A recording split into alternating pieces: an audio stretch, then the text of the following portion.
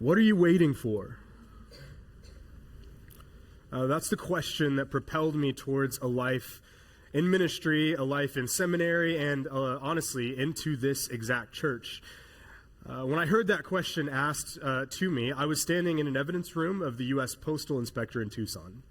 I had just graduated college with an undergrad degree in criminal justice studies, and it was the last week of my internship at the U.S. Postal Inspector, which, by the way, was way more interesting than it sounds. My supervisor and I were labeling packages of drugs. I was standing in front of a table of tightly packaged cocaine right in front of me. Those drugs had been seized by the FBI in a mail drop box nearby. So a huge part of what the postal inspector's job was, especially here in the Southwest, is to find and seize drugs sent through the mail, which is also way more common than you would think. Now, my supervisor was a great guy. He had a long career in various federal governments, various federal agencies, working for different government agencies. But at the time, he also taught Bible study classes and workshops throughout the week at his local church. But it wasn't the drugs that we were labeling that had my attention as I was standing there in this evidence room trying to figure out how so much cocaine could get sent in the mail and not. It's just insane. We were in the middle of a conversation, actually. Again, this was the last week, so I had spent a couple months there. We were in the middle of a conversation about how he, working a full-time job in a government federal agency, balances a life in law enforcement with a life serving the church. And our conversation went all over the place, but as I looked at him and as I talked to him, he seemed at the time to represent everything that I wanted to be in that moment. He was a man with a stable career. He wasn't super wealthy, but he was taken care of. He had benefits. He had a family, he had a good job, and he had an audience to listen to him teach the Bible throughout the week. Now, throughout our conversation, he was trying to convince me that I could work in the secular world with a quote-unquote real job while also working with a local church. You can do both. I remember how he said that vividly in my head. That was his answer when I told him I was struggling. As I was ending this internship, I wasn't sure what I wanted to do. Attempt a career in criminal justice after my internship was over, or apply to seminary and attempt a career in church work. There we go. Now, the longer we talked, the more I realized that I didn't actually want a career in law enforcement. I couldn't wait to try getting my master's in theology. I couldn't wait to learn more about the Bible, about God, about philosophy and history and art and all the boring things. I couldn't wait to pore over open books and then work alongside others to serve people in a local church. Well, then what are you waiting for? Why not just skip the criminal justice career, head straight for what you really want? That's what he had just asked me. And the answer that I gave was that, I was waiting for more life experience. No one was going to listen to me. I was 22. I started working at this church at 23, and that turned out to be true. I was waiting for more stability. I was waiting for more money before spending my free time serving the Lord. But the real answer, as I drove home that night and reflected on that conversation over the next couple of weeks, was I was waiting for something else. I was waiting for assurance. I wanted to know from God that I wouldn't fail before risking my planned future of government benefits and job security on a life spent doing God's work, who knows where. Now, that question revealed the deep attachments that I held in my own heart, the fear I had of not having enough money, support, or stability should I go where God was leading me. What are you waiting for? It's a question that all of us have asked. It's a question that feels familiar. It's a question that actually points to our deepest aches as human beings here today. And it's essentially the question that Jesus wants his disciples to ask in the parable that we just read. And so this morning, we're continuing our teaching series, working through these parables of Jesus. The parables, as we've said before, are some of the most familiar but also some of the most misunderstood of Jesus' teachings. They're stories that Jesus tells. They're riddles. They're pictures that reveal a truth about the kingdom for us to linger with and ponder. Now, the parable that we just read is actually the first parable in a sequence of 3 parables, all told back to back by Jesus in one sitting, at least according to Matthew's gospel. Our goal this morning is the same as our goal every week of this series, to sit at Jesus' feet, to hear the parable, to let it linger in our minds, sink down into our hearts, and then see what we can learn with our actions. Now, to do that this morning, we're actually going to look at just two of the parables, and I'm going to break them up into two scenes, the wedding and then sheep and goats. First, before we do that, a little bit of context. Now, these scenes come at a time in Matthew's gospel where Jesus has all but abandoned Jerusalem. Now, Jerusalem was the center of Jewish life, religion, and culture. It was established as the epicenter of Israel and represented the central point of God's presence. Made famous by King David centuries before Jesus and promised to be the place where the new and long-awaited Messiah would rule the world, Jerusalem represented all that Israel was and all that Israel was meant to be. Now, Jesus comes announcing that the long-promised kingdom has finally come to God's people, the Jews. And he is their long-awaited, in Hebrew it would have been the word Mashiach, or Messiah, anointed one, Christos in Greek, Christ the King. Coming into Jerusalem to do what God has promised that he would do since the beginning, restore creation back to him by establishing his new kingdom. That's what the Jews were expecting. But what they weren't expecting was the kingdom that Jesus actually came announcing. It was more confronting than comforting. See, in this new kingdom, the way up is actually the way down. And it's not the religious elites that will be at the top. It's the poor in spirit. In this new kingdom, you gain more honor by giving it away. Anger is the secret hidden sin that leads to relational murder. Lust is the secret hidden sin that leads to emotional adultery. And the way you win over your enemies is by praying for them, not conquering them. Those most despised will be the most honored. Maturity is measured by your capacity to love others, not your adherence to the spiritual practices or the law. And Jesus, as he comes announcing this kingdom, is welcomed initially, but then he looks back on the city and denounces it because he knows, though they're celebrating him then in what we call the triumphal entry, they miss the point. He gives 7 woes, which are like 7 curses, I guess. 7 like, woe to you, Pharisees, and all of that, if you've ever heard that language before. He gives 7 woes to the religious elites before then turning his attention to the city. Just a few chapters before what we just read, Matthew 23, he says this, Jerusalem, Jerusalem, who kills the prophet and stones those who are sent to her. How often I wanted to gather your children together as a hen gathers her chicks under her wings, but you weren't willing. See, your house is left to you, desolate. For I tell you, you will not see me again until you say, blessed is he who comes in the name of the Lord. Now, in the verses that follow, Jesus explains to his disciple what that moment is going to look like when he comes back to the world and all of us say, blessed is he who comes in the name of the Lord.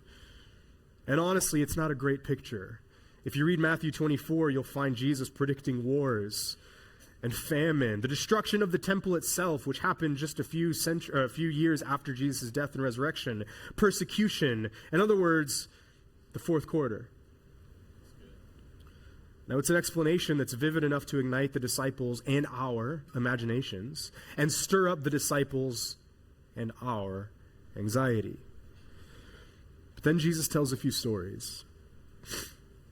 Stories that redirect the disciples' attention and anxiety away from the end times and back to the present.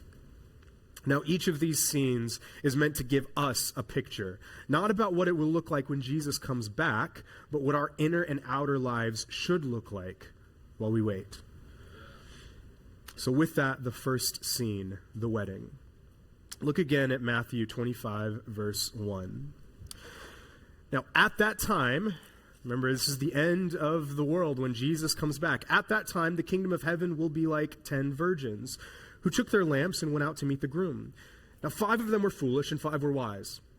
When the foolish took their lamps, they didn't take oil with them, but the wise ones took oil in their flasks with their lamps. And when the groom was delayed, they all became drowsy and they fell asleep. Now in the middle of the night, there was a shout, 'Here's the groom, come out to meet him.' Then all the virgins got up and trimmed their lamps. The foolish ones said to the wise ones, 'Give us some of your oil, because our lamps are going out.' The wise ones answered, 'No, there was not going to be enough for us and for you. Go instead to those who sell oil, buy some for yourselves.' So when they had gone to buy more, the groom arrived. And those who were ready went in with him to the wedding banquet, and the door was shut. Now later, the rest of the virgins also came and said, 'Master, Master, open the door for us.' But he replied, 'Truly I tell you, I don't know you. Therefore be alert, because you don't know either the day or the hour.'" Now there are a lot of details in that scene that we can get lost in, and so much of this scene depends on your understanding of how first century Jewish weddings worked. So with that, here are a few things about first century Jewish weddings that you need to know. First, when you read the word virgins, think bridesmaids.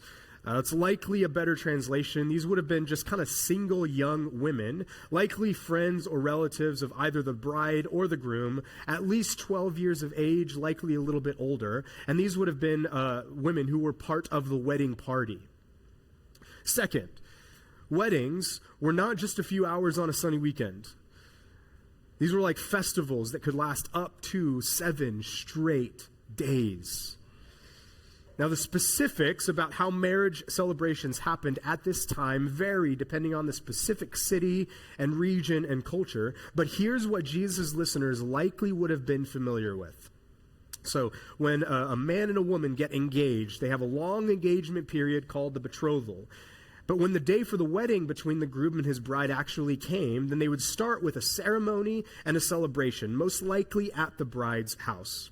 Now, when they were ready, they would then start a processional, like a small parade, through the city all the way back to the groom's house where the real party starts, what we would call the wedding banquet. Now, these bridesmaids, as the bride and groom are getting ready to leave the initial celebration at the bride's house, the bridesmaids would be sent ahead back to the groom's house to get the house ready for the party. Then, once they figured that the bride and groom were coming back to start the party, after they had gotten things ready, there are no clocks at this time, nor are there street lamps. They would take their oil lamps with light, and they would go out front of the house and wait for the bride and groom to come, lighting the way for the rest of the wedding party. So, in a typical first century Jewish wedding celebration, the bridesmaids are sent to the groom's house in order to prepare it expectantly for the return of the groom with his new bride. Now, from there, the story is pretty easy to understand. The bride and groom get hung up at their first celebration back at the bride's house. And when the bridesmaids go out to wait for the groom, after they get the groom's house ready, half of them bring extra oil while they wait, and half of them don't. The groom is late. Half of the bridesmaids run out of oil. They have to go buy more. And while they're gone, the groom arrives and the party starts. When the foolish, quote-unquote, bridesmaids get back from buying that extra oil, it's already too late. The party's started. They're locked out of the house. And they hear the 4 most terrifying words from the groom, representing Jesus himself. "I don't know you."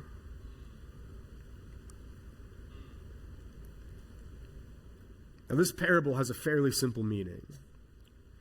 Be ready for Jesus to return, or you might miss out on the party.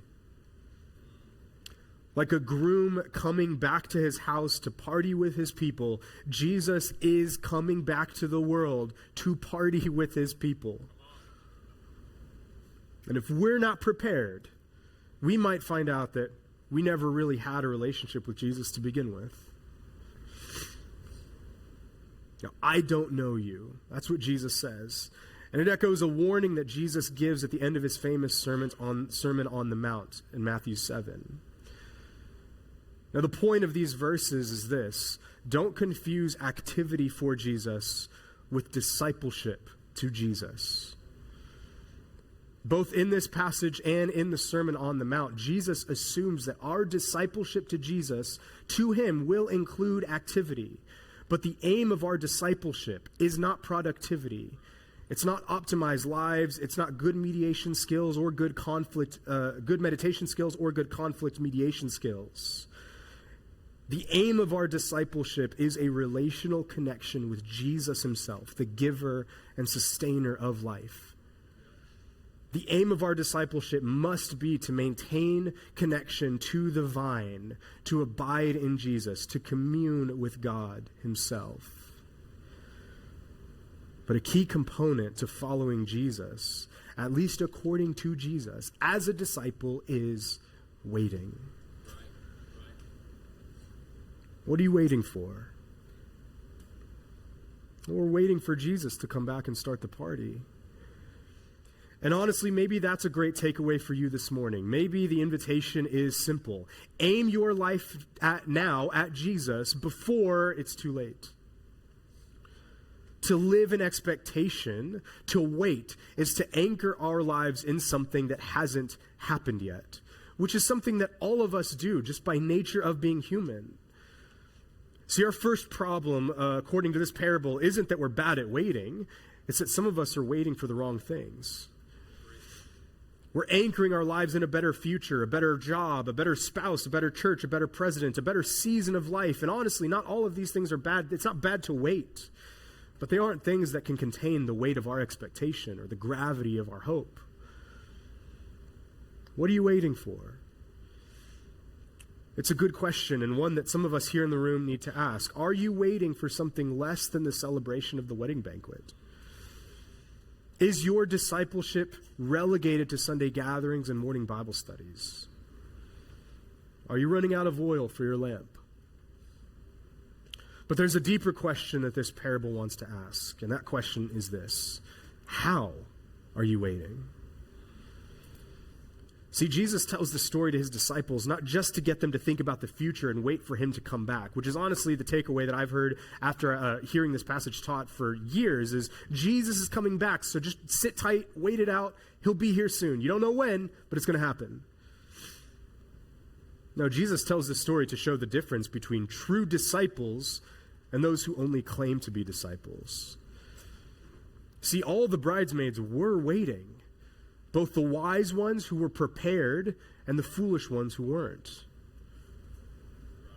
So how do we wait well? How do we prepare? Well, that leads us to the second scene. Before we get there, we're going to jump down a few verses and look at a story Jesus is going to tell about some sheep and some goats. But wedged in between these two stories is another story about a man who wastes his master's money. It's called the parable of the talents. Now, Whitney preached on this a couple weeks ago. I'm not going to repreach it. He did better than I could, so just go back and listen to it if you missed it. But as a recap and for our purposes this morning, the point of that parable, according to Whitney, I think, is this: what you do with your resources here on earth, whether financial, physical, relational, or spiritual, stretches into eternity. Now hang on to that. So after that, Jesus tells a story. The next scene, sheep and goats. So jump down, if you still have your Bibles open, Matthew 25, look at verse 31. When the Son of Man comes in his glory and all the angels with him, then he will sit on his glorious throne. Now he's just being blatant. There's no parent. It's just, this is what's going to happen. Jesus is going to come down. The Son of Man in glory, that's Jesus. The angels are going to come with him. It's going to be a big deal. This is what it's going to be like when Jesus comes back. Now all the nations will be gathered before him, and he will separate them from one another, just as a shepherd separates the sheep from the goats. He will put the sheep on his right and the goats on his left. Then the king will say to those on his right, "Come, you who are blessed by my Father, inherit the kingdom prepared for you from the foundation of the world. For I was hungry, and you gave me something to eat. I was thirsty, and you gave me something to drink. I was a stranger, and you took me in. I was naked, and you clothed me. I was sick, and you took care of me. I was in prison, and you visited me." Then the righteous will answer him, "Lord, when did we see you hungry and feed you, or thirsty and give you something to drink? When did we see you a stranger and take you in, or without clothes and clothe you? When did we see you sick or in prison and visit you?" And the king will answer them, "Truly I tell you, whatever you did for the least of these, brothers and sisters of mine, you did for me." And he'll also say to those on the left, "Depart from me, you who are cursed, into the eternal fire prepared for the devil and his angels. For I was hungry, you gave me nothing to eat. I was thirsty, you gave me nothing to drink. I was a stranger, you didn't take me in. I was naked, and you didn't clothe me. And in prison, you didn't take care of me." And they too will answer, "Lord, when did we see you hungry or thirsty or a stranger or without clothes or sick or in prison and not help you?" And then he will answer them, "Truly I tell you, whatever you did not do for one of the least of these, you did not do for me." And they will go away into eternal punishment, but the righteous into eternal life.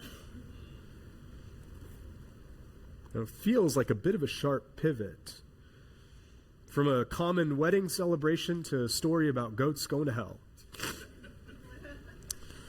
But scholars all point to this being the story that ties everything together. See, all three of these scenes, the wedding, the talents, and the goats, they're about waiting. See, the wedding introduces the concept of waiting with preparation. The parable of the talents introduces that what we do with our stuff while we wait matters. The parable of the goats tells us that how we see our roles in the world while we wait also matters. Commenting on this scene of the sheep and the goats, Dallas Willard writes this: "To wait means we encounter people with anticipation that this may be an opportunity to meet the Lord, to serve the Lord, to work with the Lord." Yeah. He goes on to argue that it's this scene of the sheep and the goats that explains all the others before it. While we wait, we don't sit idly. We prepare.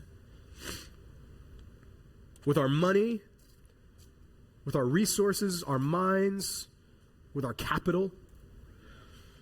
But we don't prepare by stocking up doomsday supplies and pointing people towards the clouds. We prepare, according to Jesus, by anticipating that Jesus could come to us, not in the clouds, but in our interactions with those that we're called to serve.